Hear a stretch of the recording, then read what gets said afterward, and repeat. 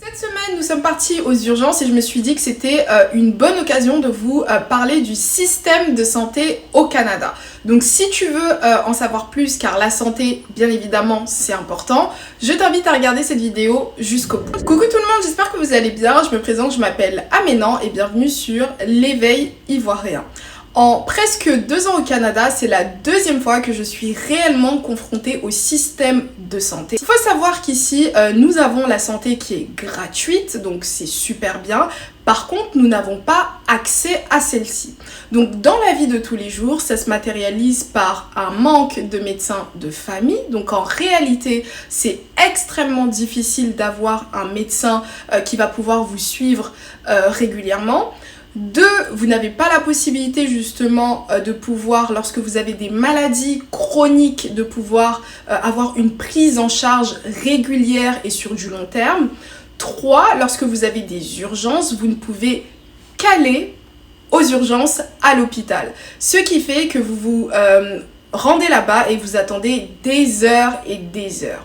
L'année dernière, lorsque j'étais partie aux urgences avec ma fille, nous avons attendu 15h30. Donc nous sommes arrivés vers les 18h et nous sommes repartis de l'hôpital vers les 10h le lendemain matin. Et ça, c'est vraiment une réalité. Par contre, s'il y a bien quelque chose que moi je peux confirmer, c'est qu'ici, la prise en charge est excellente. C'est-à-dire que lorsque vous avez accès justement aux médecins, lorsque vous avez accès aux opérations de chirurgie, etc., vous allez être extrêmement bien traité. Normalement, à ce moment-là de la vidéo, vous êtes censé vous demander « Ok, mais si je suis au Canada, comment est-ce que je fais pour me soigner ?» Déjà, premièrement, selon moi, le Canada n'est absolument pas un pays qui est fait pour une personne qui a une maladie chronique ou qui est tout simplement malade. C'est-à-dire que quand tu vas commencer à vivre ici sur du long terme et que tu vas commencer malheureusement à avoir des petits soucis de santé, tu vas te rendre compte que le système, il est peut-être gratuit, mais il n'est absolument pas pratique. Par contre, l'avantage ici, c'est que vous avez la possibilité en pharmacie de pouvoir avoir des médicaments sans ordonnance. Donc, des médicaments que vous pouvez prendre en libre service, mais n'oubliez pas également que dans les pharmacies, les pharmaciens au Canada sont habilités à vous donner des conseils. Donc, ils vont vous recommander certains médicaments, mais dès que c'est un petit peu plus technique ou dès qu'il faut faire peut-être une prise de sang pour avoir une vraie prescription liée à votre état de santé personnel ou personnalisé, là par contre, il va falloir voir un médecin et c'est là que les galères commence. Première chose impérative que vous devez faire une fois que vous arrivez au Canada, vraiment dès la première semaine, c'est vraiment de vous inscrire dans la liste d'attente afin de pouvoir avoir un médecin traitant, donc un médecin de famille. Actuellement au Nouveau-Brunswick, nous sommes plutôt sur du 3 ans de délai d'attente. Dans d'autres provinces, en fonction du nombre d'habitants et du nombre de médecins disponibles, ça peut être plus ou moins long, mais vraiment c'est la première chose à faire. Moi personnellement, j'ai attendu super longtemps, j'ai même attendu plusieurs mois avant de m'inscrire sur la liste, alors que j'aurais pu gagner quelques mois en plus tout simplement. Donc une fois que vous êtes dans cette liste d'attente, en fait vous attendez tout simplement votre tour. Une fois qu'un médecin vous est assigné, là officiellement vous avez la possibilité d'avoir ce médecin qui vous fait des prescriptions, qui vous voit plus ou moins régulièrement.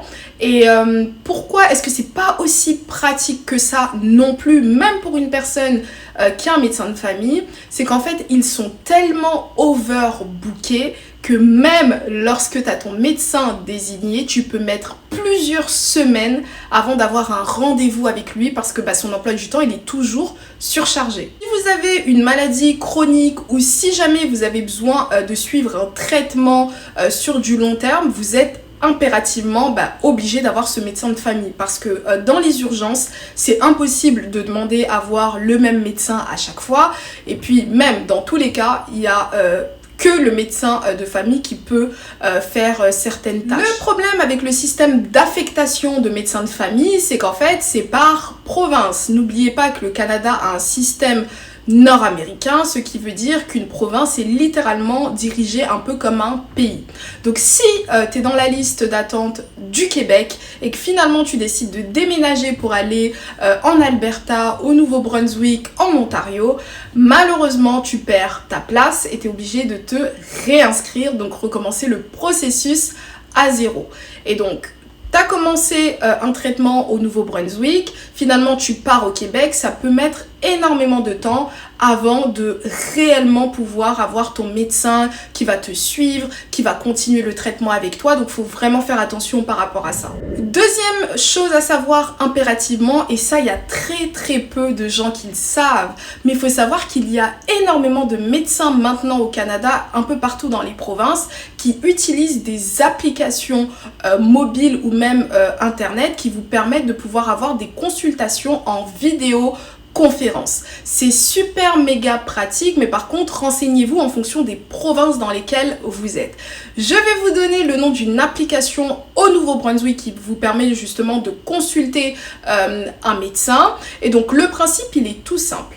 Vous vous inscrivez sur l'application, lorsque vous êtes malade et que vous avez la possibilité d'attendre 24 à 48 heures avant de vous faire soigner entre guillemets, vous vous inscrivez, vous entrez vos informations personnelles, vous entrez les informations sur votre maladie et généralement dans la journée, voire dans les 24 heures, vous avez un rendez-vous en visio avec un médecin.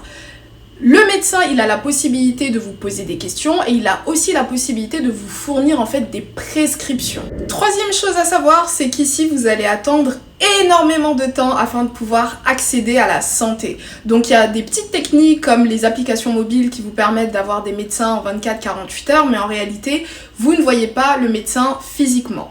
Lorsque vous devez faire également des opérations chirurgicales, vous allez attendre plusieurs mois, voire plusieurs années. S'il vous plaît, faites vos recherches, c'est une réalité. Il y a certaines personnes qui se voient offrir des rendez-vous pour pouvoir faire certaines opérations qui sont vitales pour eux. L'année d'après, c'est vraiment une dinguerie à tel point en fait que certaines personnes préfèrent se soigner dans d'autres pays. Donc vous allez voir par exemple des articles en fait qui parlent de ça, de Canadiens qui partent se soigner aux États-Unis, donc ceux qui ont un peu plus les moyens bien évidemment. D'autres aussi, lorsque par exemple vous avez la nationalité française, pendant vos vacances en France, vous pouvez tout simplement aller vous soigner directement en Europe, ainsi de suite. En tout cas, il y a quasiment tout le monde qui essaye de trouver ces petites techniques, ces petits remèdes médicinaux, etc. Parce que vous allez attendre énormément de temps. Pareil pour les urgences, vous allez faire des 10, 15, des fois même plus de 20 heures dans les urgences et puis des fois vous repartez même sans médicaments. D'où mon quatrième point, il faut savoir qu'au Canada, c'est extrêmement difficile de convaincre un médecin de vous donner des médicaments. C'est un truc de malade. La plupart du temps, vous allez aller aux urgences, vous allez faire une vidéo consultation avec un médecin et puis finalement vous allez repartir avec des médicaments que vous pouvez vous-même acheter en libre service, parce que tout ce qui est antibiotiques ou des médicaments qui sont un peu plus dosés, qui peuvent vous soigner beaucoup plus rapidement et efficacement, ils veulent pas vous les donner. Surtout pour toutes les personnes qui sont habituées au système français, donc t'as une grippe, t'as un antibiotique, t'as mal à la dent, t'as un antibiotique, t'as mal à la tête, t'as un antibiotique.